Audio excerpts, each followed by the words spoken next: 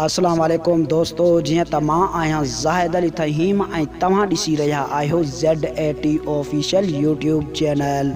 दोस्तों अॼु जी हिन वीडियो में मां तव्हांखे ॿुधाइण वारो आहियां शबाना सोरठ जे बारे में। दोस्तों वीडियो शुरू करण खां पहिरियां तव्हां दोस्तनि खे हिकु नंढड़ी गुज़ारिश आहे, जे अगरि तव्हां मुंहिंजे यूट्यूब चैनल ते पहिरियों दफ़ो आया आहियो त मुंहिंजी वीडियो खे लाइक कयो ऐं चैनल खे सब्सक्राइब कयो।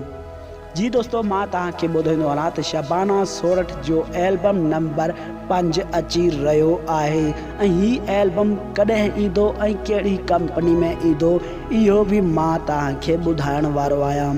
जी दोस्तों, मां तव्हांखे ॿुधाईंदो त हिन एल्बम में तमामु सिंध जे मशहूरु शाइरनि जी पिणु शाइरी आहे। हीउ एल्बम तमामु बहितरीनु आहे। जी दोस्तों, मां तव्हांखे ॿुधाईंदो हलां त हीउ एल्बम जेको आहे ईद ते रिलीज़ कयो वेंदो। इहो बि मां तव्हांखे ॿुधाईंदो हलां त हीउ एल्बम कहिड़ी कंपनी में ईंदो। जी दोस्तों, मां तव्हांखे ॿुधाईंदो हलां त हीउ एल्बम म्यूज़िक गोल्ड में ईंदो। हिन कंपनी जो प्रोड्यूसर केरु आहे? हाकिम अली चनो साहब। दोस्तों अॼु जी नंढड़ी वीडियो तव्हां दोस्तनि खे पसंदि आई हुजे त मुंहिंजी वीडियो खे लाइक कयो ऐं चैनल खे सब्सक्राइब कयो।